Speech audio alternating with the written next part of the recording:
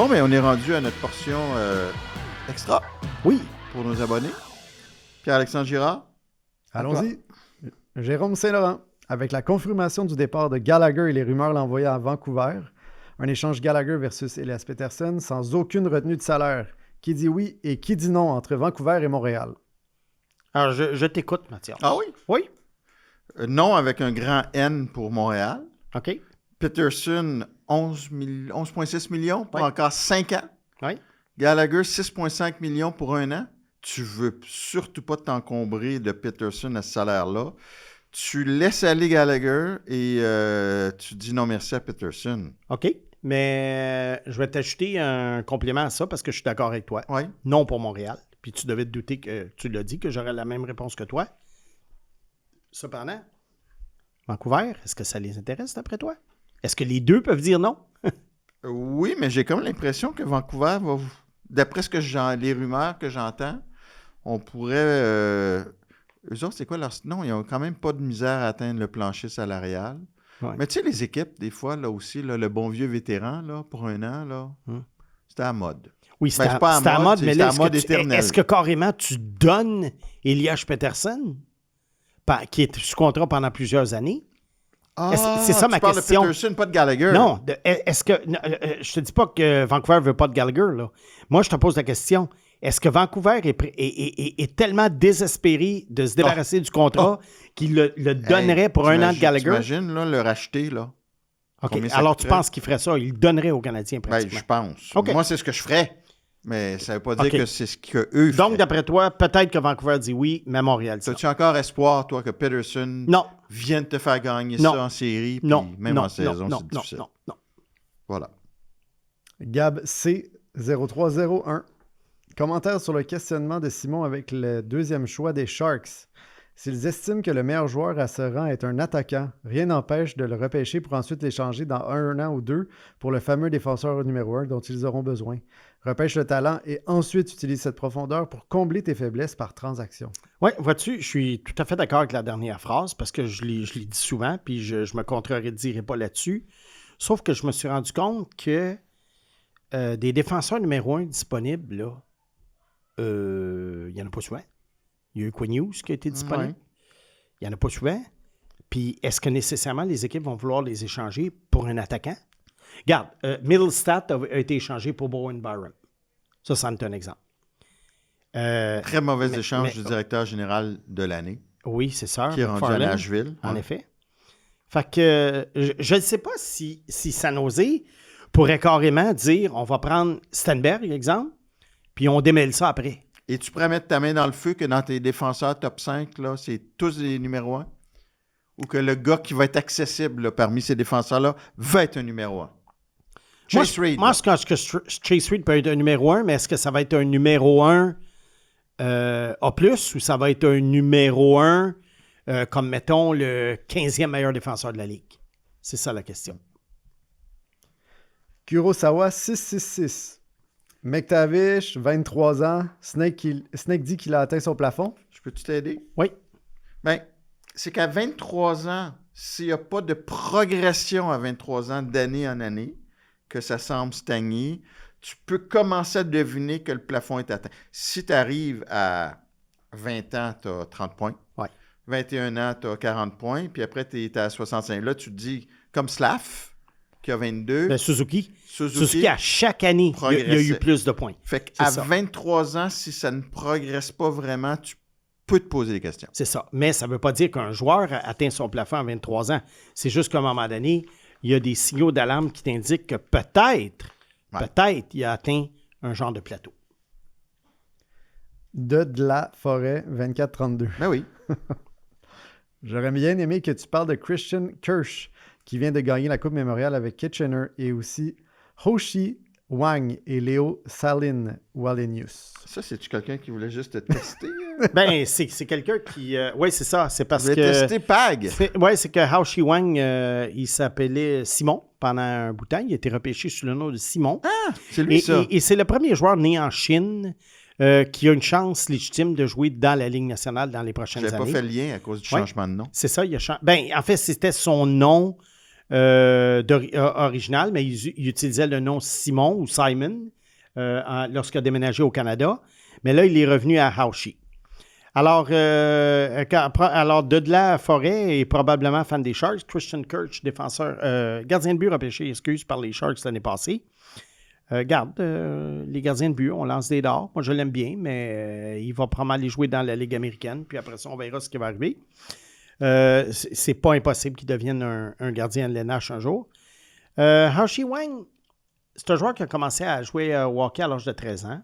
Mais il y a eu une progression fulgurante parce que, bon, la preuve, c'est qu'il était repêché en début de deuxième ronde. On a même laissé passer Zarovski pour repêcher ce gars-là en début de deuxième ronde. C'est sûr que son plafond offensif est très, très limité, mais est-ce que ça pourrait être un joueur défensif très utile? Oui, parce que je crois que c'est un 6 pieds 5 ou 6 pieds 6. Il y a un physique, c'est un mammouth. C'est un mammouth, alors dès qu'à un moment donné, puis il patine bien. Alors, c'est sûr qu'éventuellement, je pense que les Sharks vont lui donner toutes les chances de se faire valoir. Et les Sharks ont grandement besoin de bons jeunes défenseurs parce qu'en ce moment, ils n'ont vraiment dans les valeurs sûres que Sam Dickinson. Beau jeu de mots. Oui. Grandement. Wang. Bravo. Bravo, Simon. OK. Et Léo Saline-Wallenius, un choix de deuxième ronde des Sharks l'an dernier, qui est arrivé à San Jose pour jouer dans la Ligue américaine. Peut-être un potentiel de troisième paire éventuellement. Un petit certain talent offensif. On verra. Encore là, il tombe dans la bonne équipe parce qu'à San Jose, il y a de la place dans les 2-3 prochaines années pour les jeunes défenseurs. Donc, de la Forêt se demandait comment ça fait que tu parlais pas plus de joueurs des Sharks. Mais je l'adore, la question. Ben oui, c'est sûr. Parce que moi, les espoirs des Sharks, là, je ferais des podcasts complets. Non seulement tu les choisis, tu choisis l'ordre. Alors, elle est pas mal tôt. Oui. Mathieu Belchember. Question pour Simon. Détroit congédie Yzerman et te nomme DG. Tu reçois 2 offres pour ton capitaine Dylan Larkin. Celle de Boston qui t'offre James Higgins. Celle de Minnesota qui t'offre Jasper Wallstead. Quelle offre prends-tu? Y vas-tu par position ou meilleur joueur disponible? Bien, regarde, dans le cas de Détroit,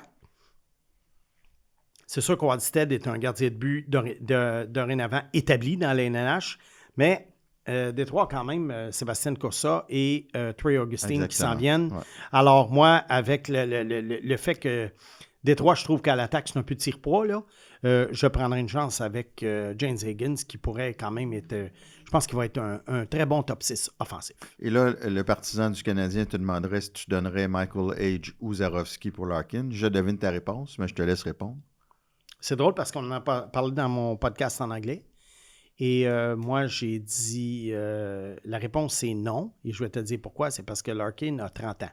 Mais la nuance que j'ai fait, si le Canadien est à un Larkin près de gagner la Coupe, mettons là, un Larkin près, là, tu tires sur la gâchette. Il n'est pas à un Larkin près? Non. Fait que je pense pas qu'ils sont juste à un Larkin près. S'il était à un Larkin près, je dirais oui parce que tu n'as pas 1000 chances de gagner la Coupe dans ta vie. Mais là, je pense que tu sais, si Larkin avait 25, oui, tout de suite. Ouais. 30, regarde, je sais pas. Je pense qu'il y a encore des bonnes années, Larkin, parce qu'il n'est pas très usé. Hein? Il n'est jamais dans les séries. Non, mais pensez, les joueurs qui sont beaucoup en série, des fois, ils arrivent à la fin de leur carrière, ils ont joué 2-3 saisons de plus. Ouais. Si on fait un parallèle avec le basketball, LeBron James, 23 saisons, mais avec les Olympiques puis les séries, je pense qu'il est rendu à 27 saisons. Son corps est rendu à 27 saisons. Ouais. Simon Lerat. Tiens. On dit souvent que les équipes s'inspirent des gagnants de la Coupe Stanley afin de construire un club. Quelles leçons ces clubs vont-ils retenir cette année? Ben, ce qu'ils vont retenir, c'est... On a-tu une heure? Oui, mais je pense que ce que les équipes vont retenir, c'est que là, il va y avoir probablement les directeurs gérants vont passer une commande à leurs recruteurs pro de passer au peigne fin tous les agents libres ou joueurs disponibles super agressifs qui pourraient casser la baraque sur les 3e et 4e trios. Oui, mais il y a un dénominateur commun. C'est quoi? Des gros défenseurs. Ça aussi. T'as raison, Mathieu. T'as raison. Puis pensez-vous que les équipes vont essayer aussi, je sais qu'ils doivent toujours faire ça, mais on dirait que si on prend par exemple Caroline, physiquement, il avait l'air beaucoup plus fort que le Canadien. Mhm. On va-tu essayer de changer la recette d'entraînement pendant l'été pour dire aux gars, là, mettons moins d'agilité, mais plus de force physique? Ben, ça s'applique mal à la série Canadien-Hurricanes parce que les Il manquait Hurricanes ont eu de- 12 jours de repos, puis le Canadien... Ouais, mais ça, à un moment, il faut la lâcher, non, cette excuse-là, non, Mathias. on ne peut pas la lâcher. Tu as 12 jours de non, repos, puis l'autre joue 2 Oui, séries de je 7 matchs. comprends. Mais à un moment donné, il faut que tu lâches ça. Il faut que tu lâches l'idée là, du repos. Regarde. Donc, elle ne tient pas la route? Non, mais on parle du physique, là. Les Hurricanes de la Caroline, Oui, c'est un des empêche- monstres, ça- là. Oui, T'sais. mais le Canadien aussi, s'ils ont été maltraités physiquement, il n'y avait plus de gaz non plus. Ouais, Ça je veut pas te dire dis- je te dis juste ça assez. veut pas dire que le Canadien ne doit pas se grossir. Mais C'est ça. faut faire Premièrement. attention. Deuxièmement, ça ne veut pas dire que le Canadien aurait gagné non plus s'il les avait C'est affrontés pas en ça que j'ai première dit. ronde. C'est pas ça que j'ai dit. On Mais parle là, de bataille pour la rondelle. OK. François Poirier. Question inusitée. Préfériez-vous avoir le 5e choix au repêchage, mais devoir verrouiller votre choix avant le 1er septembre, soit 9 mois avant le repêchage, par exemple en transmettant une liste de 5 joueurs en ordre de choix, ou avoir le 10e choix au moment du repêchage? Hey, ça, c'est vrai que c'est une unicité C'est surtout hypothétique. et c'est hyper hypothétique, mais je la trouve drôle Non, parce que ça ouais. fait partie d'une philosophie quand tu fais tes listes. Ouais. Moi, des fois, je parle, tu fais une liste au mois d'août, mettons, précédent, puis des fois, là, tu as des méchantes surprises. J'en ai parlé tout à l'heure dans l'épisode régulier du top 20. Et il y a des joueurs que j'ai mis dans mon top 10 que je ne me serais pas attendu à mettre. Et il y a des joueurs que j'ai retirés du top 10 que je ne me serais pas attendu à retirer du top Et 10. dis-moi donc, te rappelles-tu qui t'aurait pu avoir au 5e rang au début de la saison dernière? Ben, si tu m'avais demandé 5 gars, je ne sais pas dans quel ordre, mais si tu m'avais demandé 5 gars, c'est sûr que j'aurais eu McKenna, j'aurais eu Verhoff. Tu aurais eu McKenna premier, oui. Ben C'est oui, sûr. assurément. J'aurais eu Verhoff probablement deuxième. Ensuite, je dois dire, je suis quand même assez embêté, Mathias. Qui est-ce que j'aurais eu? Je pense pas que j'aurais eu Malotra dans mes 5 premiers. Je pense pas que j'aurais eu nécessairement Carlson Carls. Chase Reed, je ne sais pas. Albert Smith, je pense que oui. Wyatt Cullen, je pense pas. Fait que vois-tu? T'aimes mieux avoir le 10e déverrouillé. Ça dépend des... Sais-tu quoi? Regarde, Mathias, c'est drôle, là. Je m'en allais répondre que j'aimerais mieux avoir le 5e choix verrouillé. Mais là, tu as changé. Parce que le 10e choix, là, automatiquement, tes chances d'aller chercher une superstar s'amenuisent. Oui, il y a encore des bons joueurs disponibles au 10e rang. On n'a pas dit que ça n'arrivait pas, mais les probabilités s'amenuisent, tandis que top 5, les probabilités sont plus fortes. Mais là, on parle du 5e choix, on ne parle pas du premier. Si c'était le premier ou le 2e que je pouvais verrouiller, là, je serais Mais là, c'est la safe. 5e. Mais là, c'est le 5e qui est hypothétique par rapport au 10e qui est vraiment réel lorsqu'on arrive le repêchage. Et là, exemple, cette année, je pourrais aller chercher un Wyatt Cullen. Mais qu'est-ce qu'on dirait si l'année passée, j'avais verrouillé? Oui, j'avais Ethan Belchest dans mon top 5. Bon, tu vois. Alors, est-ce que nécessairement, je voudrais Ethan Belchest sur numéro 5? Tu sais, j'avais Belchest, j'avais Gavin McKenna. Je ne suis même pas sûr que j'aurais eu Stenberg. J'avais Verhoff, ça, c'est sûr. Sais-tu quoi? Pour cette année, François, je n'ai pas réfléchi aux autres années, mais pour cette année, François, ça aurait été mieux pour moi d'avoir le 10e choix que le Probablement 5e choix plusieurs verrouillé. années aussi. Oui, probablement. Excellente question parce que même si ça n'arrivera jamais, moi, ça m'aide dans mes réflexions, dans mes listes préliminaires, puis dans mes analyses. Des fois, quand on revient en arrière, ben, ce gars-là, qu'est-ce qu'on pensait de lui au mois de septembre, au mois d'août? Parce qu'on semble oublier vite. Un gars comme Belchest, il était dans le top 5 de tout le monde. Et là, il l'est plus. Serais-tu prêt à dire que François Poirier est notre auditeur de la semaine? On pourrait encadrer sa photo. Ben, là. c'est certainement notre... regarde, sont toutes bonnes les questions, là, fait que je ne veux pas enlever rien aux autres, mais c'est probablement... Elle est bien, c'est celle-là. c'est la question de la semaine. James Hunter. Salut le Snake, une petite question pour toi. Quel est le pire joueur de 100 points de l'histoire? Est-ce Nick Suzuki avec un emoji pleuré de rire? Elle est bonne. Moi, j'ai répertorié plusieurs joueurs de 100 points. Et là, je vais remonter très loin parce que dans l'histoire récente, il n'y en a pas eu vraiment que je trouve qui sont parmi les pires. Les critères que j'ai pris, moi, c'est pas nécessairement premièrement, il ne faut pas que le gars ait refait 100 points. Mais même si le gars, mettons, a eu une autre saison de 40 buts ou de 90 points ou de 85 points, je ne peux pas considérer que c'est dans les pires. Alors, je suis allé vraiment dans ce qu'on appelle, tu sais, dans le monde de la musique, on parle des one-hit wonder, les succès Instantané. instantanés, mais qui ne revient, la personne ne récidive pas. Ouais. Il y en a 3. Puis moi, j'ai arrêté mon choix sur un, mais je vais nommer les 3 quand même. Il y en a 2, comme par hasard, qui ont joué avec Mario Lemieux. 88-89, Rob Brown, 115 points à Pittsburgh. Il ne s'est jamais réapproché de ça. Ce qui est intéressant, c'est que Brown, à l'époque, était une machine à faire des points dans le hockey junior. Donc, dans une certaine mesure, ce n'était pas une surprise qu'il fasse 115 points, mais dans la Ligue nationale, vous irez sur HockeyDB voir ça. Ça fait dur son affaire en dehors de cette saison-là. Il y a John Collin, 90-91, qui a été échangé durant la saison, mais qui avait joué une grosse partie de l'année à Pittsburgh. Il a fait 110 points. Si vous regardez le reste de la carrière de John Collin, ça n'a pas été fort non plus. Mais le récipiendaire, pour moi, est un joueur que... Regarde, j'ai plus jamais repensé à ce gars-là de ma vie, mais c'est en faisant la recherche pour la question. C'est un joueur des Flames d'Atlanta, qui sont devenus les Flames de Calgary, qui s'appelle Bob McMillan et qui a fait 108 points en 1978-79.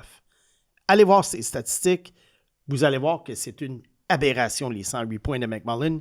Il n'a même jamais passé proche d'être bon dans d'autres saisons. Et si je transpose ça au buteur, puisque Caulfield a marqué 50 buts, l'ennemi numéro 1 des poolers de 45 ans et plus, est-ce que Jonathan Chichou est le pire marqueur de... Il en a marqué 50. Il en a marqué 56. C'est-tu le pire marqueur de l'histoire? Il y a eu une autre saison, je pense, de 39. Il faudrait faire la recherche puis voir, parce qu'il y a quand même eu une autre bonne saison. Ouais. Tu sais, je regarde comme un gars que j'aurais pu mettre dans le 100 points. Il y avait un ancien gars des Whalers d'Hartford, Blaine Stoughton, il a eu 105 points. Mais il y a quand même eu une autre saison où il a fait 43 buts ou 42 buts. Fait que dans ce temps-là, il faut que tu te dis, ben écoute, il l'a fait 2 fois au moins. Mais McMillan, d'après moi, gagne la palme. Émile Tremblay. Salut Snake. Que penses-tu de Ethan McKenzie qui jouait pour le Canada au championnat mondial junior? Où le vois-tu sortir considérant qu'il en est à sa 3e année d'admissibilité? Serait-ce un choix potentiel pour les Canadiens au 28e rang? Ben, Ethan McKenzie, ça, c'est le cas classique là, du joueur qui a joué 4 saisons dans la Ligue de l'Ouest, dans le junior, et qui, à sa dernière saison, va chercher un point par match, dont 22 buts. Regarde, un défenseur gaucher de la Ligue de l'Ouest qui va chercher un point par match à 19 ans. Je sais qu'il a joué au championnat junior, mais regarde, pour moi, là, c'est un joueur, selon moi, étiqueté Ligue américaine. C'est très, très rare que les joueurs qui sont juniors, qui ont quand même du temps de glace, on ne parle pas ici de Liam Lefebvre, là, que personne ne connaissait l'an passé. On parle de McKenzie, qui est dans la Ligue, qui a du temps de glace depuis 4 ans, et qui, là, à 19 ans, devient un petit peu plus dominant. Là. On ne parle pas de 100 points, là. Un petit peu plus dominant. Regarde, pour moi, c'est Ligue américaine. Non, j'en veux pas. Puis, il y a peut-être un seul cas de joueur repêché quand même assez haut qui a éclos, malgré le fait qu'ils ont ignoré 2 fois le repêchage. Il a joué pour le Canadien, a quand même eu des bonnes saisons à Los Angeles, Tanner Pearson. Mais ce sont des cas vraiment d'exception. Francis Desjardins. Question spécifique au Snake et droit de réplique à Mathias. Mathias nous dit dans sa chronique de la presse du 4 juin que les Leafs ont fait une grosse prise en embauchant le directeur du recrutement Judd Brackett. Or, quand on regarde son travail, cette analyse ne semble pas aller d'elle-même. On peut difficilement dire que Rossi au 9e rang, Byam au 12e et Ogren au 19e démontrent un travail de recruteur exceptionnel. Sur la liste de Bob McKenzie avant le repêchage, Rossi était 7e, Byam était 8e et Ogren 21e. Idem pour Jasper Wallstedt au 20e rang, 12e sur la liste de McKenzie. Est-ce que Brackett est aussi talentueux que Mathias semble le croire ou a-t-il seulement fait des value picks en comparaison d'une liste grand public comme celle de McKenzie? Peut-on évaluer positivement un recruteur qui fait des choix opportunistes plutôt que des choix audacieux? Et la question était longue, mais il fallait faire tout le préambule. Ben, il manque un gros mais moi, je vais partie au préambule, là, quand même. Là. C'est-à-dire? Les Canucks de Vancouver, mais bon. Oui. Moi, je vais répondre, puis tu prendras ton droit de réplique à ta guise. Moi, je crois que Brackett il est bon, là, Brackett. Je l'ai bien aimé, là, à Vancouver. Mais c'est parce que lui, il a fait réputation avec le fait qu'il est allé chercher Elias Pettersson au 5e rang à l'époque, alors qu'il y en a beaucoup qui classaient 12e, 13e. Et Pettersson, au début de sa carrière, a été exceptionnel. Oui. Deuxièmement, il est allé chercher Quinn Hughes au 7e rang. Est-ce qu'il y a eu plus de chances que d'autres choses? Mais il reste quand même que... Il l'a pris. Il l'a pris. Il y a bien des équipes qui l'ont laissé passer. Et je pense qu'il a bâti un petit peu sa réputation avec ça. Il est allé chercher Thatcher Demko aussi, gardien de but. Donc, est-ce que Brackett est aussi formidable que certains peuvent le penser? Je ne dis pas que c'est toi, Mathias, mais il a quand même une très bonne réputation. je pense pas que ça soit nécessairement le Wayne Gretzky des recruteurs. Mais il fait un bon travail. Et oui, je sais que Rossi 9e, Bouillum 10e, Ogren 19e, c'est rien qui sort de l'ordinaire. Mais il reste quand même que ce sont des joueurs de la Ligue nationale qui performent bien selon, si on peut dire, leur rang de sélection. Ogren au 19e rang, oui, il ne produit pas beaucoup, mais au 19e rang, c'est règle générale, c'est beaucoup de joueurs de 3e, 4e trio qui se retrouvent là.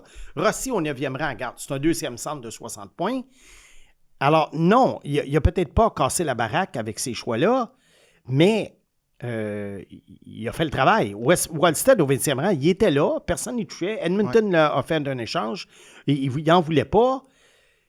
Il l'a pris quand même, tu sais. Mais pour terminer la réponse, est-ce qu'on peut évaluer un joueur qui fait des choix opportunistes plutôt qu'audacieux? Moi, j'aime mieux le recruteur qui fait des choix audacieux et qui frappe dans le mille, peut-être 2 fois sur 3, qu'un gars qui va se tenir près du consensus.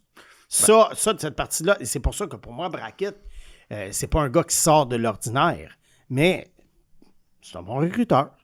Oui. Puis, tu sais, moi, c'était surtout que Rossi, Byam et Ogren te permettent d'aller chercher Quinn Hughes. Si tu fais les mauvais choix, tu n'as pas Quinn Hughes. Oui, parce que dans l'article, c'est ça que tu mentionnes, il faut le dire. Là. Si on lit l'article au complet, toi, tu t'es basé sur le fameux échange qui fait en sorte que mais Vancouver a jugé que Rossi, Byam et Ogren, c'était des valeurs suffisantes pour aller chercher Quinn Hughes. Et toi, je sais que tu aimes ça parce que des fois, tu remontes loin dans les arbres puis tu vas dire « Ah, Pacioretty a amené Suzuki. Oui. Pacioretty a été repêché par Timmins en 2007. » Oui, c'est sûr qu'à un moment donné, quand ces transactions arrivent là, 11-12 ans plus tard, on faut en prendre et en laisser. Mais là, c'était quand même une transaction qui est arrivée à peine quelques années après les choix. Donc, on est peut-être un petit peu plus proche. Regarde, l'important pour un recruteur, c'est d'amener de l'eau au moulin, que ça soit sur la glace ou comme actif pour une transaction. Et je pense que Toronto a besoin de gars comme ça. Bien, c'est sûr que c'est mieux que ce qu'ils ont eu dans les dernières années. On peut dire que Toronto, ça a été assez médiocre à la table de repêchage. Il n'y a pas beaucoup de choix. Mais comme DG adjoint, va-t-il avoir un ascendant aussi gros sur le repêchage, vous pensez? Oui. C'est comme un peu... C'est une façon d'aller chercher le recruteur en lui disant « Tu vas être DG adjoint ». Au Minnesota, il faut que tu donnes une promotion. Hein? Au Minnesota, ils ont déjà 3 DG adjoints. OK. Ouais. Sylvain Reynaud. On ne va pas rêver à McDavid. Sans échanger les meilleurs joueurs, j'irai chercher Claude Giroux comme UFA en attendant Hage et Trouba, qui est aussi UFA comme défenseur robuste. Qu'en pensez-vous? Mathias?